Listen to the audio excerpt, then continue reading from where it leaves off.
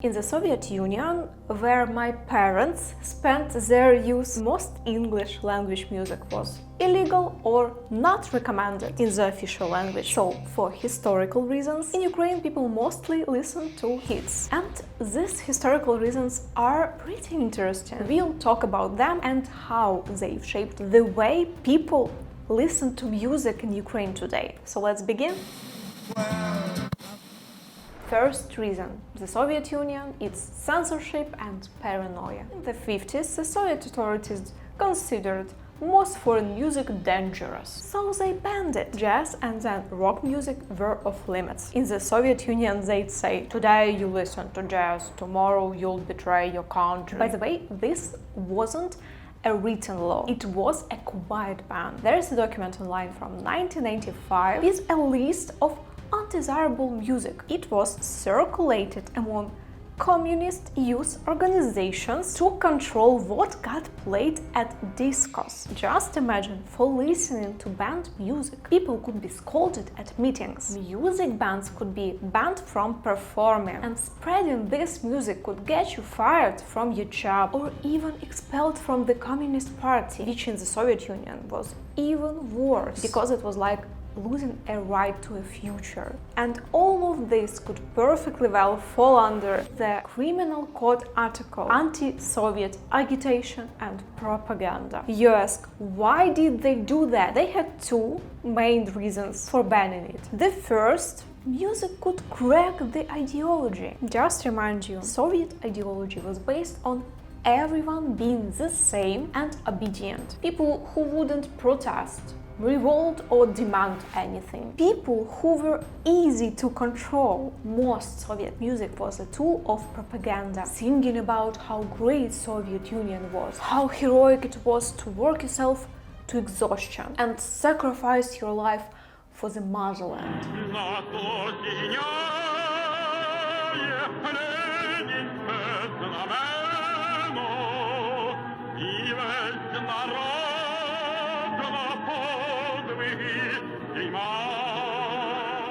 But some foreign music, especially rock, was the opposite. And that's why dangerous for the ideology. It could be rebellious, shout about freedom, individualism, and mock authority. You know how they say music unites people? The Soviets couldn't allow that. They were afraid people would get inspired by the ideas of free speech and start saying, we want to drink Coca-Cola, we want to wear jeans and talk freely about politics. And then they'd want to elect their leaders fairly, gather in crowds and overthrow the government. So the Soviet authorities did what they always did when the system was threatened. They banned and hide things. So the ban on foreign music, especially rock, was a manifestation of fear, censorship and paranoia. For the same reason, some of Ukrainian music was banned too. For example, you couldn't sing the Ukrainian anthem because it says things like Ukraine's glory and freedom have not yet died. Fate will smile upon us, brothers. Our enemies will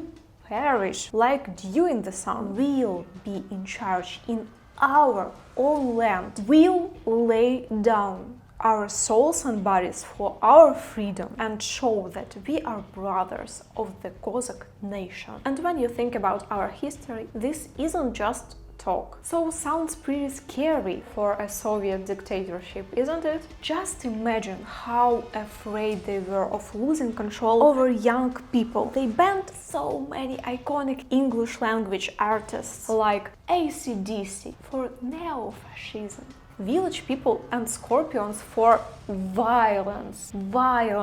Julio Iglesias, for example, was considered immoral by the people who sent others in Solovki prison camps. Of course, you couldn't officially buy cassette tapes or vinyl records with that music. And it's ironic that the song Window Change by the Scorpions, a band that wasn't approved until the 90s, practically became the anthem of the Soviet Union's collapse. So foreign music wasn't played on the radio or on TV. And if they even mentioned not recommended music bands. It was only to say how bad they were. For example, in 1966, the movie Factory of Mannequins featured a special segment mocking the Beatles. Ринго Старр. Когда ему вырезали гланды, больница была окружена многотысячной толпой поклонниц. Джон Леннон. На этом снимке он с женой. Жена справа. Поль Маккартни и Джордж Харрисон. Посмотрите, как они элегантны. А в начале своей карьеры четверка выходила на сцену в купальных трусах с сиденьем от унитаза на шее. But by mocking foreign artists, the Soviets did them a favor. People learned from those segments that such artists existed and only piqued their interest. I recently read an interview with Ukrainian musician Levko Dudkovsky, and he told the story about the first Ukrainian Beatles-style concert. He said, as soon as our rock composition started, the audience literally roared. The Komsomol workers couldn't understand what was happening, but they quickly realized what to do. It went so strongly against party ideology that they ran and turned off the electricity to stop it. We returned home depressed, thinking the band Smerichka was finished. Now I'm so glad that the band wasn't arrested after that. You might ask, if they threw a concert in a Beatles style, how did they even know what their style was? And I'll tell you, the only accessible source of information about new music for most people at that time was foreign radio stations, which created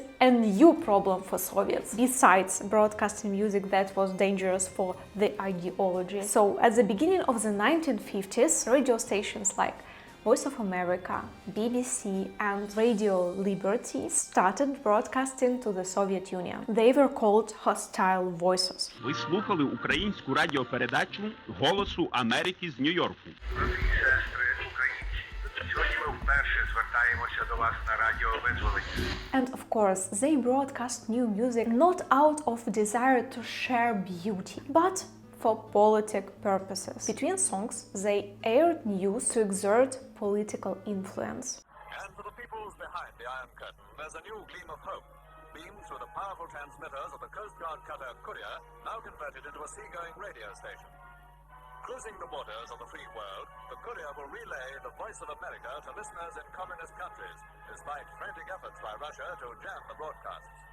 And that's why foreign music got a second and perhaps the main reason to be banned. But music drew people to the radio. It was interesting, vibrant, nothing like Soviet marches and songs about the wonderful Lenin and labor for the motherland. Once I lived the life of a millionaire, spending my money I didn't care. Встретите повсюду в столице селе, на быстром мотоцикле, пешком или в седле.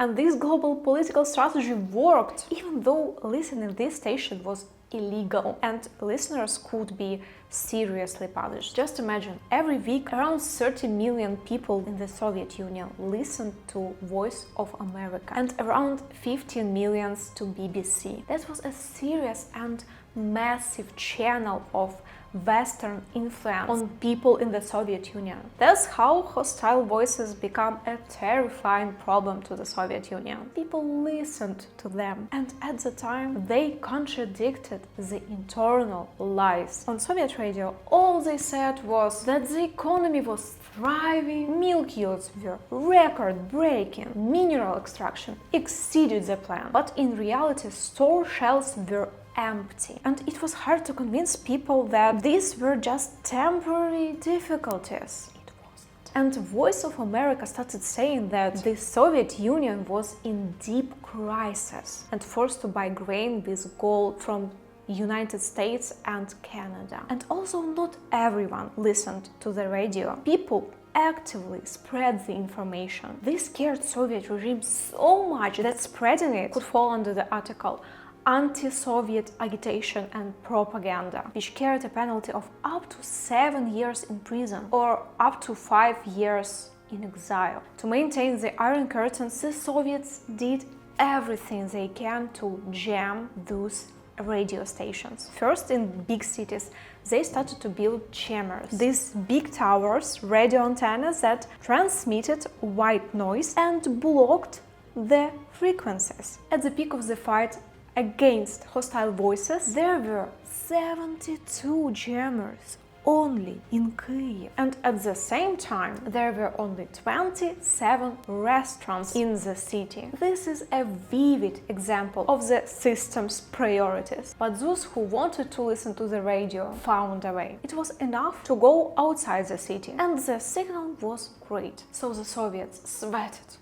huffed, and started producing radios that couldn't be tuned to foreign frequencies. But people found a way around that too. By the way, my family has a unique story about the Voice of America. So, in April 1986, my dad was serving the army in Kyiv. Someone brought him a radio in his unit for repair, one that could pick up low frequencies, the ones you could catch hostile voices on. Such radios were extremely rare. So Dad fixed it and started listening to what interesting things were broadcast from abroad. And by chance, he tuned into Voice of America, where they announced the Chernobyl disaster. It's almost certainly the most severe accident that has ever taken place in the short history of civilian nuclear power. My dad didn't understand what was exactly happening because the Soviet Union was concealing the fact. And then, a few days later, he and his friends were put in the cars and taken somewhere. No one said where or why. No one asked if they agreed. No one. And that's how my dad ended up in radiation-contaminated Pripyat and became one of the liquidators of the Chernobyl disaster. He was almost the only one among other soldiers who knew what was going on, but he couldn't do anything about it. That's a shocking, but at the same time, a story that shows a lot. So, people found ways to listen to music. And what always happened when the authorities banned something people like? That's right, a black market flourishes. So usually people recorded music from band radio to vinyl, magnetic tapes or later cassettes and sell them or pass them to friends to listen or re-record. By the way, in the days of vinyl, there was a shortage because production was controlled by the authorities. And craftsmen recorded music on X-ray films. The phenomenon was even called music on bones. Vinyl records and then cassettes with foreign band music were also brought from abroad and copied 1,000 times. Since very few people in Soviet Union were allowed to travel abroad, especially in the US. Music was brought in by foreign students, Soviet athletes, artists, diplomats who went abroad on party missions. Imagine how little of music there was and how prestigious it was to own. I'd like to say those bands were ineffective, but that wouldn't be true. Because of them, most people from 50s to probably 70s listened to music allowed by regime. And only in late 70s, when the dictatorship started to crack, did it become fashionable and common to listen to foreign music, but still not universally, and of course rarely as albums. By the way, you could listen to Boney M and ABBA without fear, and to some extent in late 90s to Scorpions. For my parents, this was the music of their youth. Well, this is probably going to be the longest informal video on this channel, so please support my work with a like or buy me a coffee. Hope you like it. Okay, second reason why we listen to music differently than most of the world is poverty and piracy. Both Ukrainian and other artists who lived in the Soviet Union did release music albums, but rarely. More often it was a compilation of songs by several artists. The reason is the most people in the Soviet Union simply couldn't afford to buy albums, or people didn't have anything to play them on, because buying a record player, for example, would cost a whole salary. That's why people valued cassettes with music by different artists, to have variety, something you could put on whenever you want and have a dance party. And then in 1991, Soviet Union collapsed. Ukraine became an independent country. God bless this time, but a lot of people lost their money because the country that issued it just stopped existing. Savings simply disappeared. Just imagine factories and productions just shut down. There was little work and people were paid pennies. Everything had to transform from a totalitarian state to a democracy. People had no money for food, let alone licensed music. By the way, there was a lot of it at that time. All bands were gone, but it was too expensive. So the black market was the only option again, but this time because pirated copies were cheap. But out of old habit, people still recorded music on cassettes, made these compilations. We listened to cassettes at home until about 2005, till we got a CD player. By the way, here's what the black market looks like in the small town where I was born. Imagine a market where in the one part they sell food and in another clothes and everything you can think of. And somewhere around tablecloths, swimming suits and fishing gears, there's a kiosk with cassettes. And behind the counter sits guy solving Sudoku. And on the table the most popular compilations, hits of 90s, hits of 80s, love ballads, disco compilations and so on. Then when cassettes were replaced by CDs, the essence remained the same. People bought collections of hits, and at that time English language music flooded both the radio and music channels. Somewhere in the mid-2000s, licensed CDs started to appear. I remember the first time when I saw CD with a hologram and asked what it meant. They told me that the artist released it and the music was official or not stolen. And I was like, hold on, what? I was shocked to find out that all my music CDs were actually pirated and that the official version was 5 times more expensive than the pirated copy. I'd like to say that was a turning point, and from then on I only bought official music. Unfortunately, no, I just didn't have the money for it. Honestly, I didn't have money for pirated music either, and my story was more common than I'd like to admit. With the spread of the internet, situation improved a bit, but the habit of pirating music was built up over decades, and only around the mid-2010s did streaming fix this situation. Since then, all the music I listened to is official. From all this historical context, people really got used to listen to music mostly as singles on the radio. And because of this perception, very few Ukrainian artists released albums before 2010s. Back in the Soviet Union, there were only a few artists who had at least one album as a separate work and not a compilation of songs from different times. There was only one Ukrainian female artist who released several albums, 3 in Ukrainian, but the Soviet propaganda couldn't take it, and she only released in Russian after that. And let me be completely honest, if you're talking about foreign bands, even after the 90s, when English language albums became available, few people could listen to them as a whole work, because very few people knew English in the Soviet Union. It was practically not taught in schools. And instead, for example, German was. So finding someone who would listen to an English language album and understand the lyrics wasn't easy. So this cultural tradition didn't take root in Ukraine at a time when it was already widespread around the world. I can say it's only started to emerge now. Now, most Ukrainian artists release albums, even small, even niche ones, and I'm incredibly happy about that. And by the way, I'd be happy to make a separate video about Ukrainian music, so let me know if you're interested. And subscribe to my channel. I myself only started listening to albums not long ago, maybe in 2017, because now I have legal access to such a variety, and I'm very grateful for that. I think I've said everything I wanted about this topic. So glory to Ukraine. До побачення, everyone. See ya!